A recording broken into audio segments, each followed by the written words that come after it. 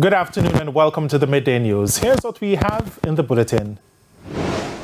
Due process will not be undermined. JFJ responds to PM's refusal to lift the Integrity Commission GAT clause. Prime Minister promises to fix issues with PATH program. And later in sports, Jamaican athletes expresses confidence on the eve of World Athletics Championships. Thank you for joining us. I'm Shane Masters and here are the details. Yet another organization is bashing the Andrew Holness administration for the gag clause it has imposed on government members in relation to the illicit enrichment investigation being done by the Integrity Commission. Jamaicans for Justice JFJ says it does not feel that due process would be undermined if the gag clause was to be lifted. Prince Moore reports. The government continues to be pressured to release the names of the 6 parliamentarians being investigated for illicit enrichment. Prime Minister Andrew Holness, in his first comment on the matter, said that he will not be divulging any such information. It's why a gag order was placed on cabinet ministers. Mr. Holness on Thursday says it's part of the framework to protect due process. However, Jamaicans for Justice says naming the individuals would not jeopardize due process. Michael Jackson is the executive director of the Human Rights Group. When an individual statutory declarations are made and an asset, for example, cannot be substantiated by their income, then there is an opportunity in that regard for them to indicate to the Director of the Information and Complaints that this is where my asset perhaps would have been sourced. Only when there is an inability to explain that the matter would then be referred to the Director of Investigation. So I want to make it very clear that when individuals say, hey, there's a cause for concern here, it is not without weight or merit. But beyond that, due process does not automatically exclude an individual from being publicly named.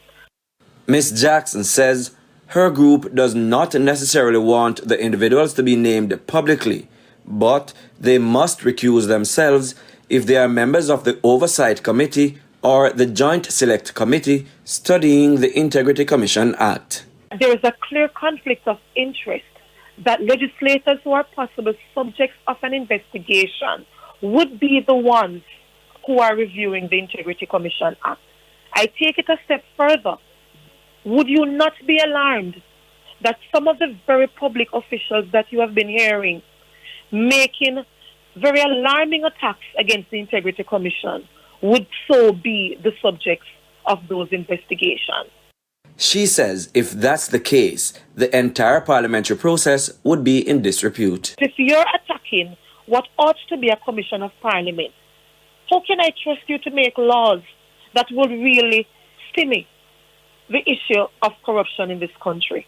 It undermines the process and it erodes public trust. On Thursday, Prime Minister Andrew Holness says none of the government parliamentarians he has spoken to is being investigated for illicit enrichment. Prince Moore, TVJ News. Prime Minister Andrew Holness has promised to look at a number of issues plaguing the program of advancement through health and education, PATH. On Thursday, a Clarendon resident raised concern that people who are in desperate need of the social intervention program are being sidelined.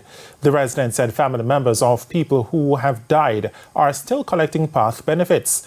It's something Mr. Holness notes the government is aware of and will be addressing. I know we are far down the wicket to review the program. So all of these issues of people who shouldn't be on the list, who are on the list, all of those issues are going to be addressed. But tell us, you had a particular concern. Tell me what your concern is. The PATH money dropped way down from $370 to $1,900. And now that would be... and the next thing is they move it from the post office to the bank, which some parents cannot get it.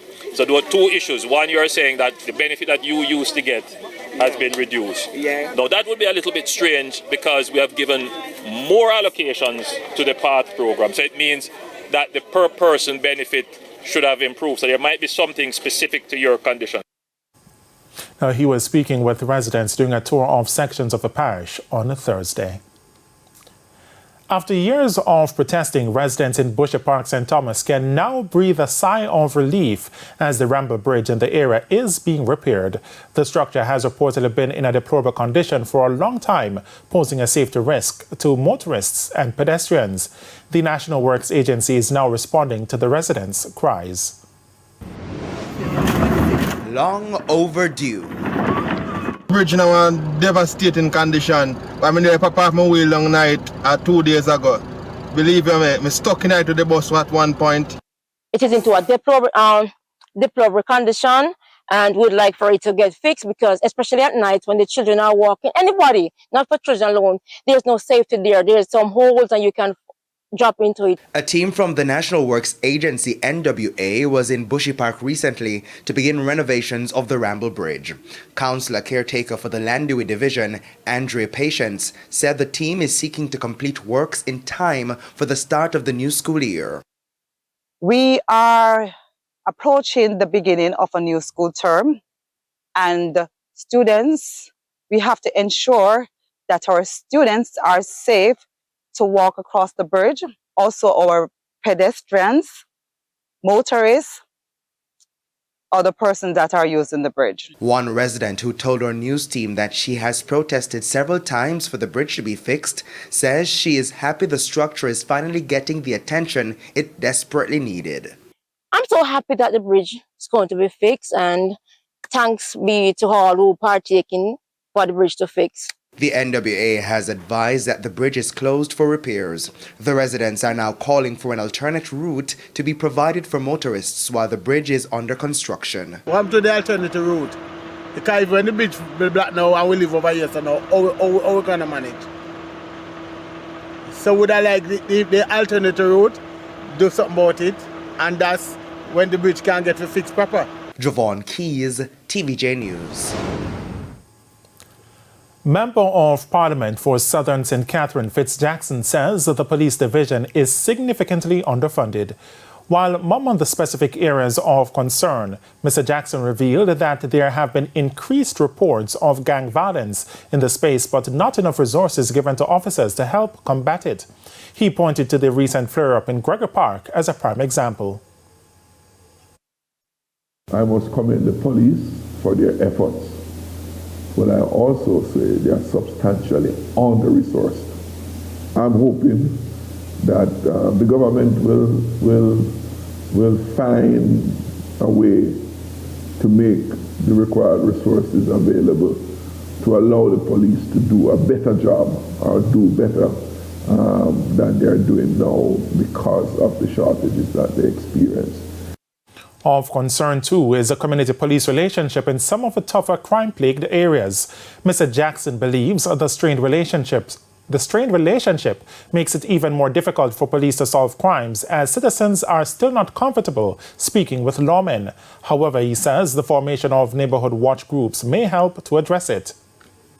I want to encourage more communities to establish neighborhood watches in their communities, so there can be an organized sharing of information on an ongoing basis that can help to prevent crimes that being committed in the areas, and two, whenever unfortunate crimes are committed, to allow the citizens to be able to give support to the police.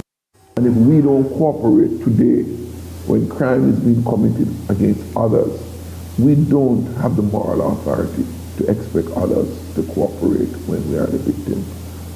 And it brings home the importance of really being one brother's keeper. Chairman of the PNP caucus of councillors Norman Scott is calling on the government to include local government representatives in the national budget allocations. Mr. Scott believes this will allow councillors to serve their divisions more effectively. Whether it be a 10% or 5% of the national budget must be earmarked for the purposes of local governance. And we're calling on the Prime Minister to now create this kind of avenue where the local authorities can be financed through a program consisting of a percentage of the national budget. He explains that given the roles and responsibilities of councillors, the request is reasonable.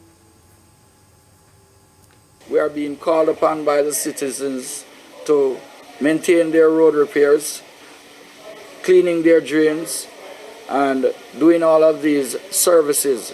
If we are given the budget that we are requesting, then we should be able to give and offer to the citizens a better service that is now being given to them. It's now time for the Business Minute. The Planning Institute of Jamaica projects GDP growth for the current July to September quarter to fall between 1 and 2%. PIOJ Director General Dr. Wayne Henry says the estimate is based on projected growth in most industries. The services sector, in particular mining and quarrying, hotels and restaurants, other services, and transport, storage and communication. Early indicators are positive, as reflected in hotels and restaurants, with an increase in preliminary airport arrivals up by 14.7% to 273,376 persons for the month of July 2023. 2. Electricity and water supply, reflecting increases in both electricity and water consumption. Electricity consumption for the month of July 2023 increased by 10.6%. Further afield, China's Evergrande Group has filed for bankruptcy. Evergrande was once China's largest property developer by sales, but the company collapsed in 2021. In March, the company unveiled a multi-billion-dollar plan to pay off its creditors. The company had more than $270 billion in total liabilities. It filed for Chapter 15 bankruptcy protection intended to help companies deal with insolvency cases involving more than one country. And that's it for the Business Minute. I'm Hal Shane Burke. Time now for the top regional and international stories. In the region, Haitian aid groups backed by the International Rescue Committee are temporarily shutting down operations, including some mobile health clinics, following days of extreme violence in parts of the capital, Port-au-Prince. The committee launched its response plan in the Caribbean nation last December. It has been working with a number of local groups around the capital where much of the violence has taken place. On the international scene, a Canadian woman has been jailed for 22 years in the U.S. for sending letters laced with ricin poison to Donald Trump when he was president. 56-year-old Pascal Ferrer agreed to the sentence after pleading guilty to biological weapons charges. The deadly envelope addressed to Mr. Trump was intercepted in September 2020 before delivery to the White House. And Hurricane Hilary has intensified into a Category 4 system as it sweeps across the Pacific Ocean southwest of Mexico.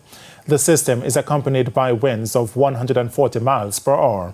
Meteorologists say it is uncertain where exactly Hilary will make landfall, but it is expected to bring a lot of rain to California and the southwest over the weekend. The rainfall could cause flooding and mudslides. And those are the top regional and international stories. We head to another break. When we come back, we'll have your midday sports report.